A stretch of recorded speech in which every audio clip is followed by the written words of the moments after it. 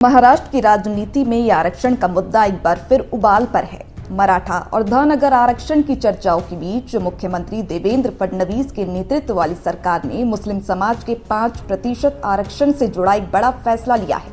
सरकार ने स्पष्ट कर दिया कि सामाजिक और शैक्षणिक रूप से पिछड़े मुस्लिम वर्ग को मिलने वाला ये आरक्षण अब रद्द कर दिया जाएगा।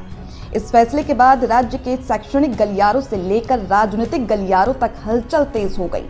दरअसल महाराष्ट्र सरकार ने एक आधिकारिक आदेश जारी करके मुस्लिम समाज को दिए गए 5% आरक्षण से जुड़े पुराने सभी शासन फैसलों और परिपत्रों को रद्द कर दिया। सरकार के इस कदम का सीधा मतलब ये है कि अब राज्य के कॉलेजेस और अन्य शैक्षणिक संस्थानों में मुस्लिम छात्रों को इस कोटे के तहत प्रवेश नहीं दिया जाएगा। इतना ही नहीं, अब इस श्रेणी के तहत नए जाति प्रमाण पत्र या वैधता प्रमाण पत्र भी जारी नहीं किए जाएंगे।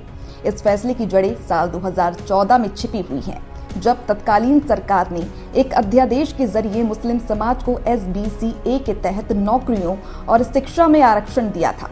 हालांकि बॉम्बे हाई कोर्ट ने इस पर रोक लगा दी थी और समय सीमा के भीतर ये अध्यादेश कानून की शक्ल नहीं ले सका, जिससे ये तकनीकी रूप से लैप्स हो गया था।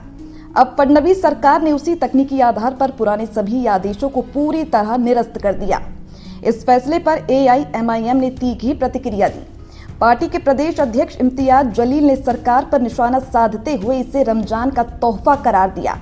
जलील ने सोशल मीडिया पर लिखा कि एक और हाई कोर्ट की रिपोर्ट कहती है कि मुस्लिम समुदाय में पढ़ाई छोड़ने की दर सबसे ज्यादा है, वहीं दूसरी ओर सरकार उनसे आरक्षण का अधिकार छीन रही है।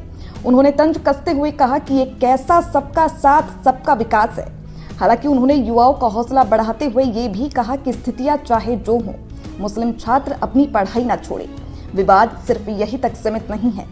हाल ही में मुख्यमंत्री फडणवीस ने 75 अल्पसंख्यक शैक्षणिक संस्थानों को दिए गए विशेष दर्जे पर भी रोक लगा दी। ये वो संस्थान थे जिन्हें उप मुख्यमंत्री स्वर्गीय अजित पवार के कार्यकाल के दौरान स्वीकृति मिली थी। अब उन फाइलों और दर्जों की दोबारा समीक्षा की जा रही है। राजनीतिक विश्लेषकों का मानना है कि चुनाव से पहले सरकार का ये कदम ध्रुवीकरण की राजनीति को हवा दे सकता है। जहां एक ओर सरकार इसे कानूनी और तकनीकी प्रक्रिया बता रही है, वहीं विपक्षी दल इसे अल्पसंख्यकों को निशाना बनाने की कोशिश करार दे रही हैं। आने वाले दिनों में इस मुद्दे पर बड़े विरोध प्रदर्शनों की संभावना जताई जा रही है। अब देखना ये होगा कि क्या ये मामला एक बार फिर कोर्ट की चौखट तक पहुंचता है या फिर ये चुनावी मैदान का बड़ा मुद्दा बनता है।